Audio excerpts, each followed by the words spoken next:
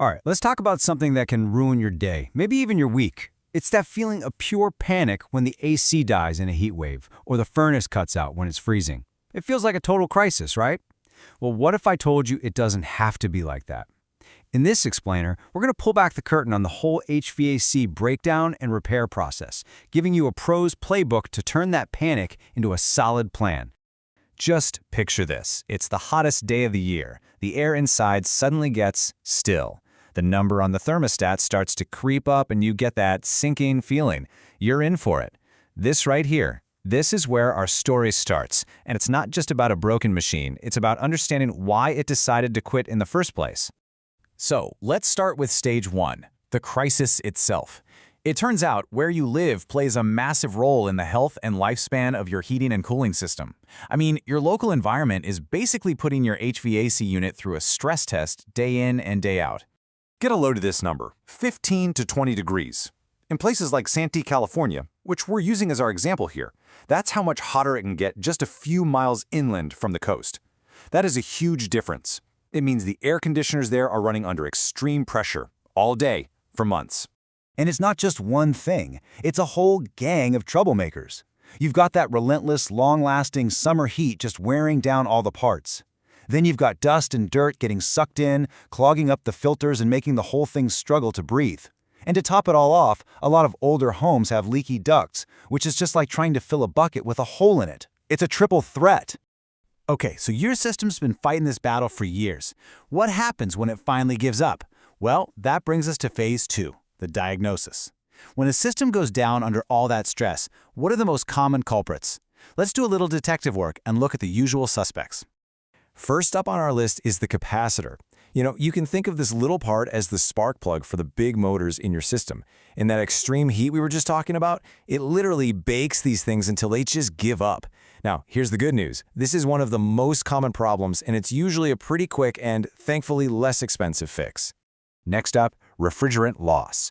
This is a sneaky one. The AC is running, you can hear it, but the air coming out just isn't cold. That probably means you've got a leak. And here's the key thing you got to remember. You can't just top it off. Any honest pro is going to tell you that the leak has to be found and fixed. If you just add more refrigerant without fixing the leak, you're pretty much guaranteed to destroy the most expensive part of your system, the compressor. And this next one? Oh, it's the silent killer of your energy bill. Duct leakage.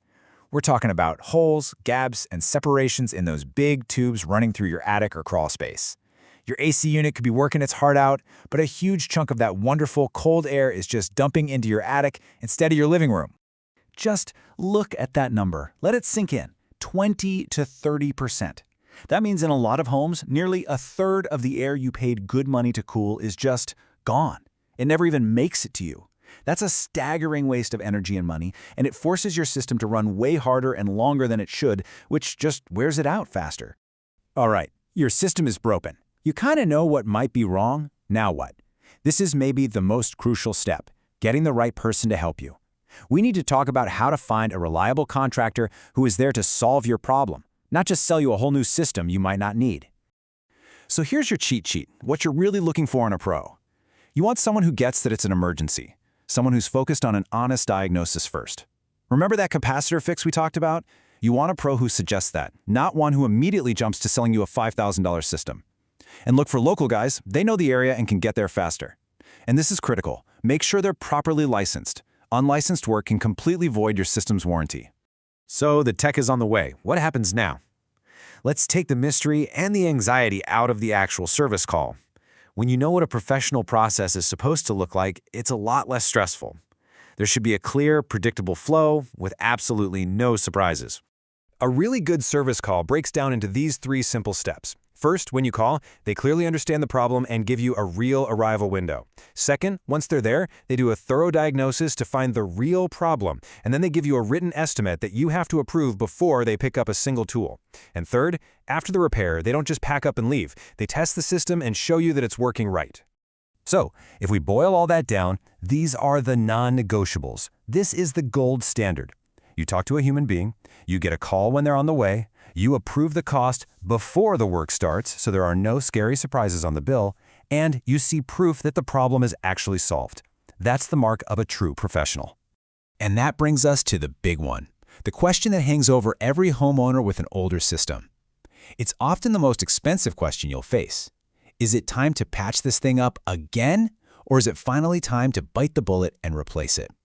Now, here's a little inside baseball, a rule of thumb that pros use to help you figure this out.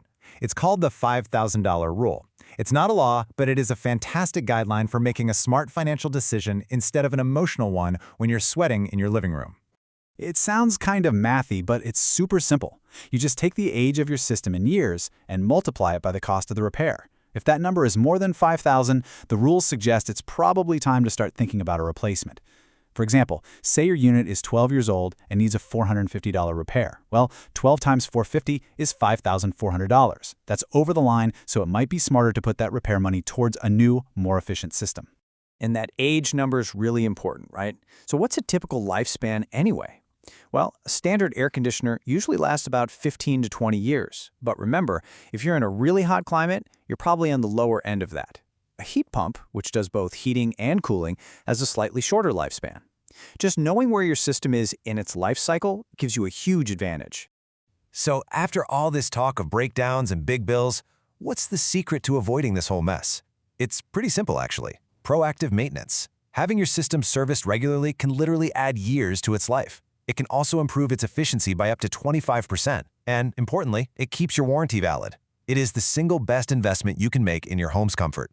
So that really leaves us with one final thought, one question you should ask yourself. It's all about a shift in how you think about it. Do you treat your HVAC system like an asset that needs to be maintained, kind of like your car? Or is it just that box outside that you ignore until it turns into an expensive, stressful emergency? The choice you make there could save you thousands of dollars and a whole lot of misery.